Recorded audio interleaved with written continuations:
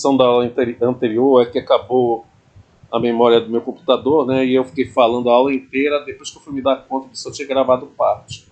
Então, retomando nosso ponto de partida, agora na parte 2, né, da Guerra dos Palmares, nós paramos aqui nesse item chamado cultura, certo?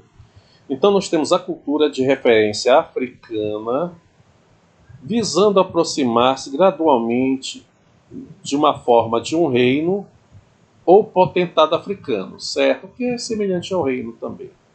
Está entendendo? Por que referência africana? A gente sabe muito bem que os africanos tinham sua própria cultura, tinham sua própria religiosidade, tinham seus próprios costumes, sua própria culinária, a sua própria maneira de negociar e seus próprios dialetos, né, sua própria linguagem.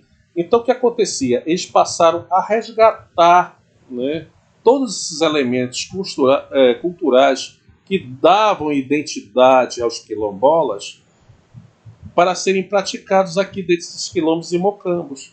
Entendido até aí? Beleza, né? Tá certo?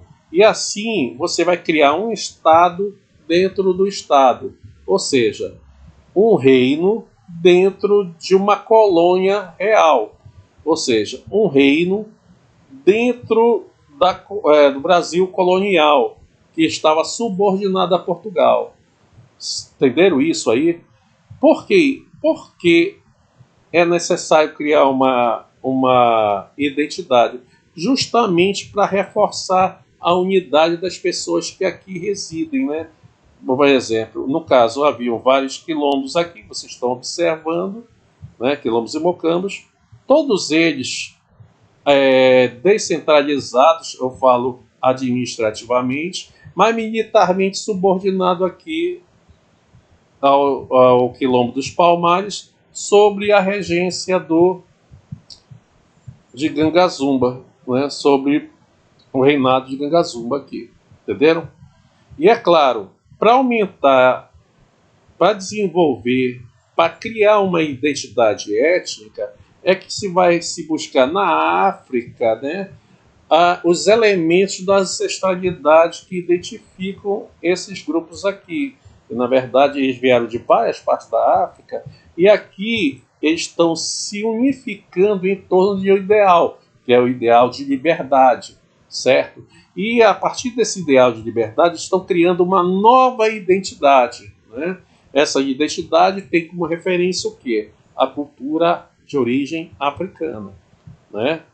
Através do quê? Através das suas próprias crenças, através da sua própria língua, através das suas músicas que são satanizadas até hoje, né?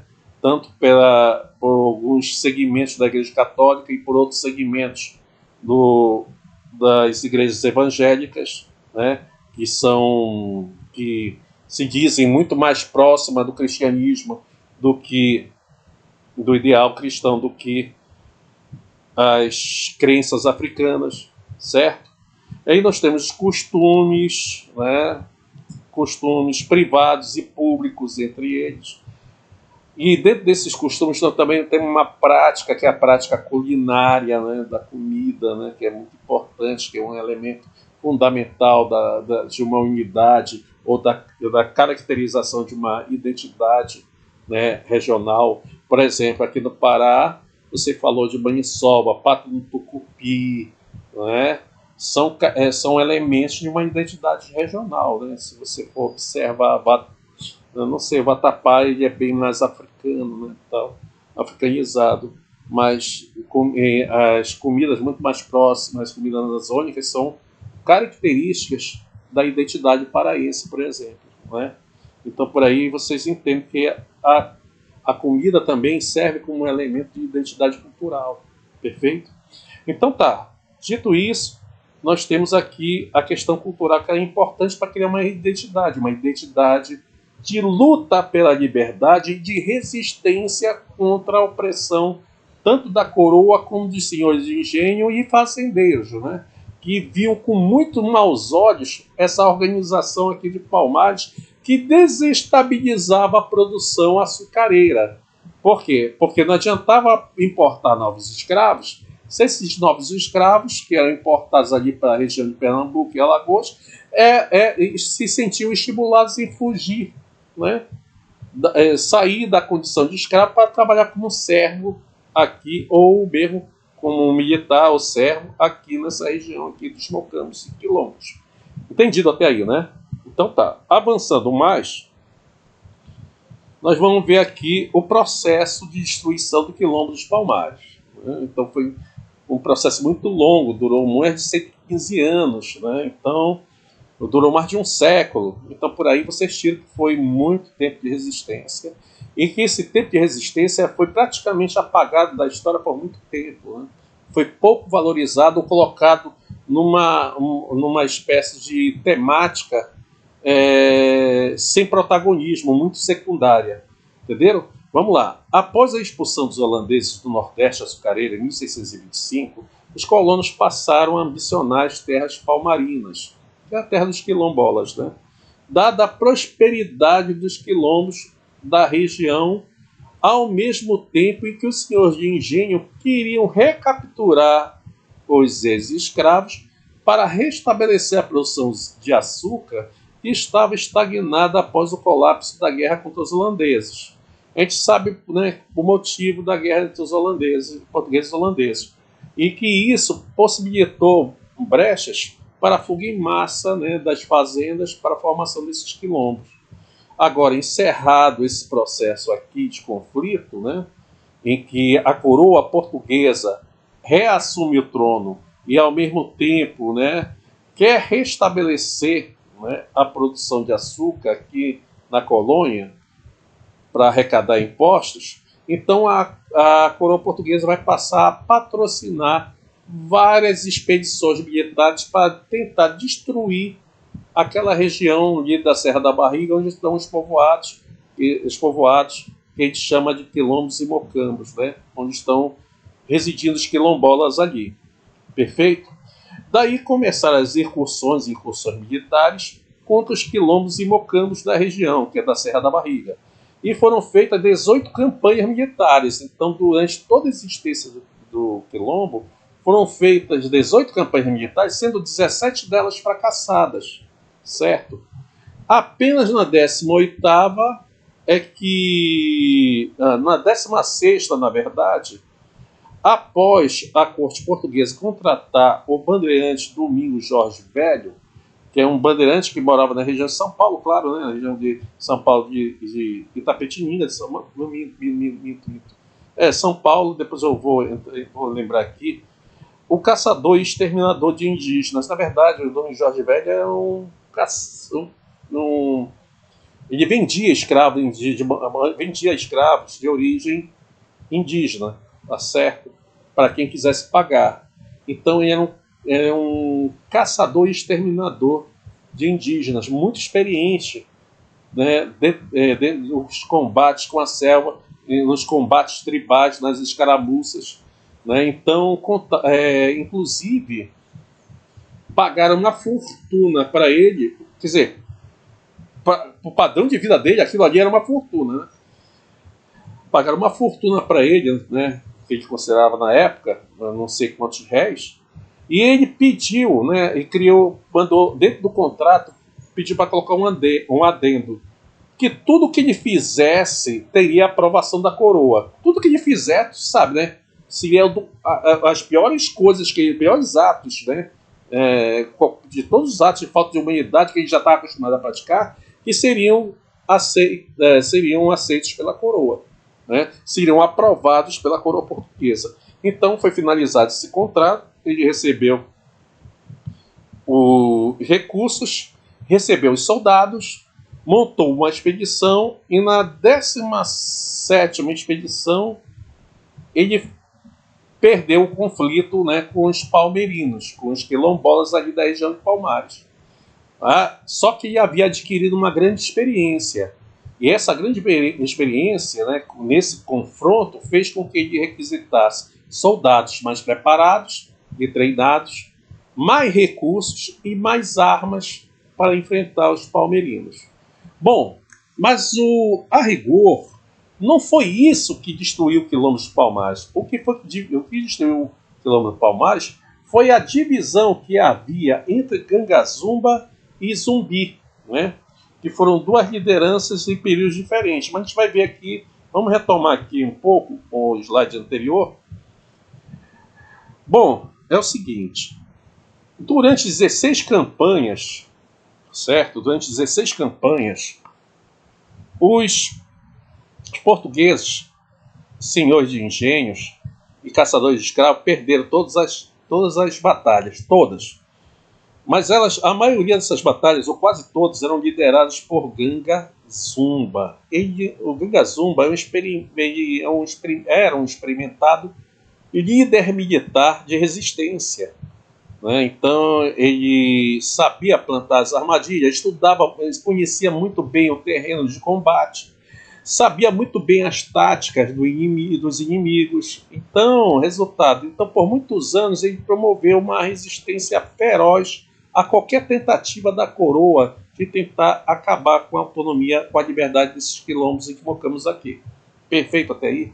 Porém, com o passar do tempo, ele foi ficando idoso, né? Ou seja, cansado, né, de tanta guerra. Ele queria uma solução que não fosse mais a guerra, né, devido à questão da própria saúde dele, que estava se decompondo, né, estava pauperizando com o passar dos anos.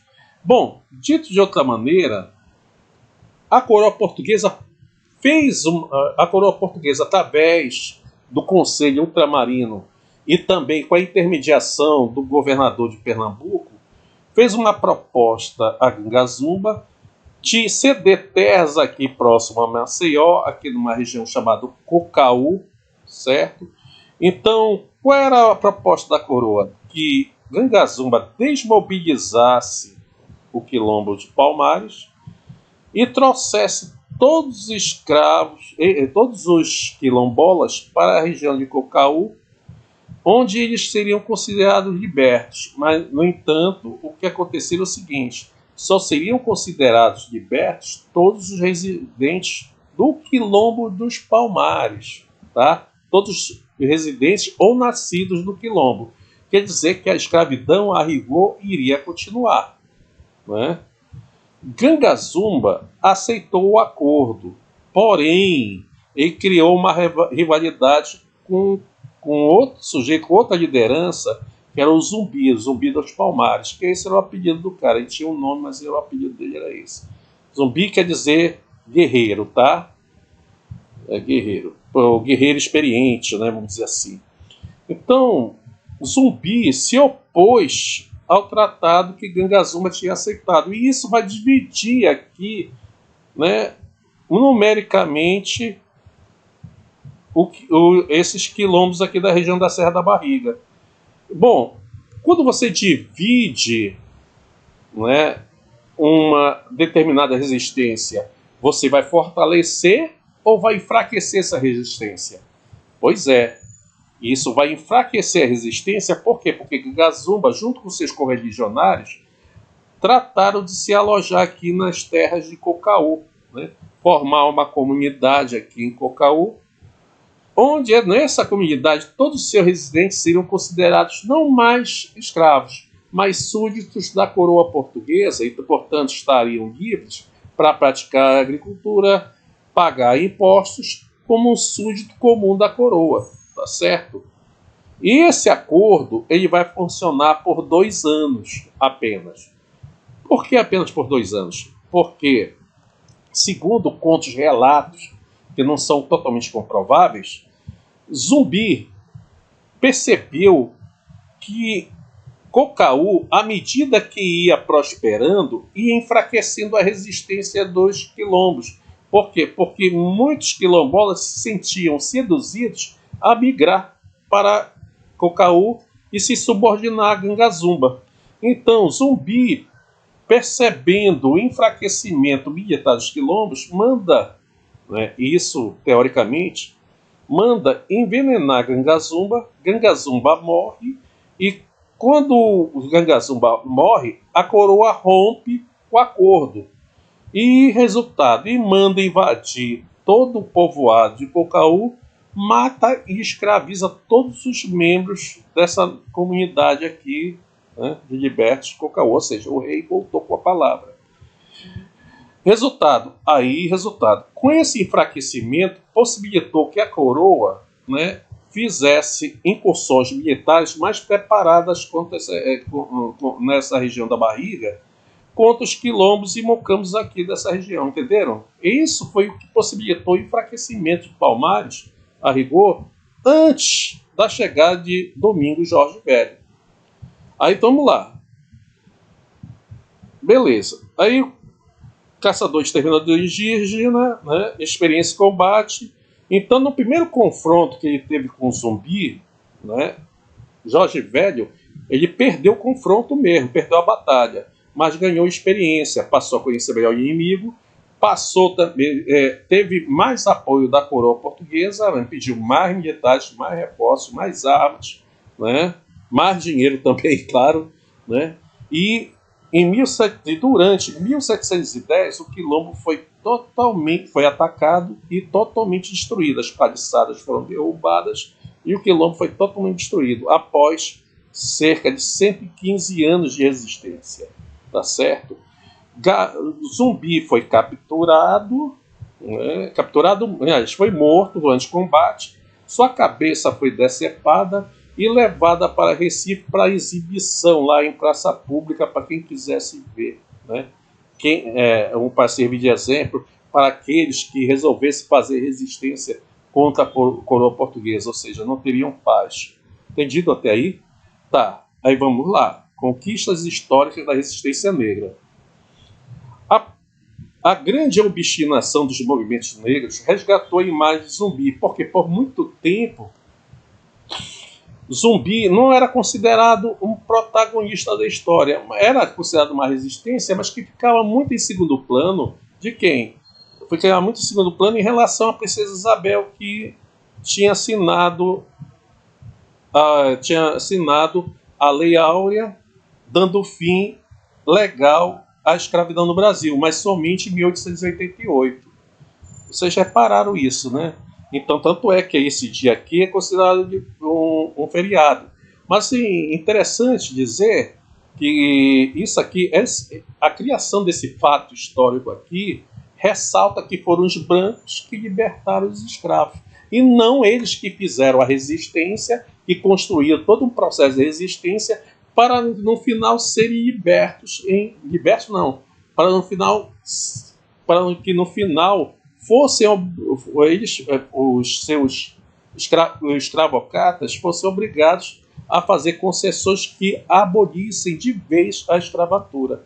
Desculpa aí todo esse travamento, tá bom?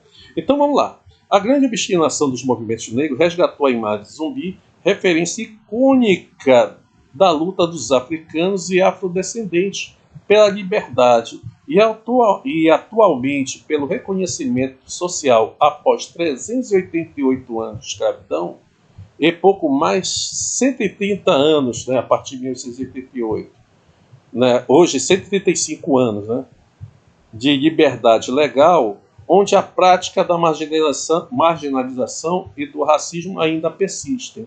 Eu vou explicar isso aqui mais à frente. Assim sendo, somente em 10 de novembro de 2011 foi regulamentada oficialmente pela Lei 12.519 a data do Dia do Zumbi e da Consciência Negra, no dia 20 de novembro, Dia da Morte em Combate de Zumbi. É o dia oficial da morte de Zumbi, certo? Então, o feriado do 13 de maio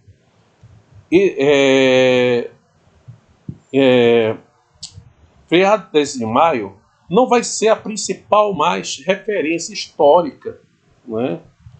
Referência histórica da emancipação desses escravos no Brasil, mas sim a luta pela resistência, né? Porque na verdade os escravos resistiram por mais de um século, mesmo sem ter os recursos necessários para isso, né?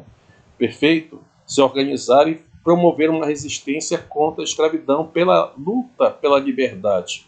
Entenderam? Então, cada vez mais, a tendência no futuro é que esse dia aqui se torne um feriado e que esse feriado venha a superar o dia 13 de maio, tá certo?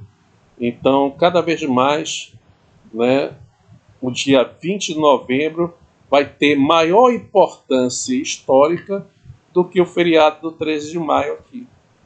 Entendido até aí, né, gente? Beleza. Tá, agora falando aqui da questão da marginalização e do racismo que ainda persiste. Bom, o fato de ter se abolido ou acabado com a escravidão no Brasil em 1888, isso praticamente muito próximo, isso no final do século XIX, já quase no início do XX, né, já prova que a nação brasileira ela se desenvolveu de forma igual ou desigual? De forma desigual. Aí nós vamos ter grandes diferenças sociais, onde principalmente os afrodescendentes vão ser marginalizados nesse processo. Por quê?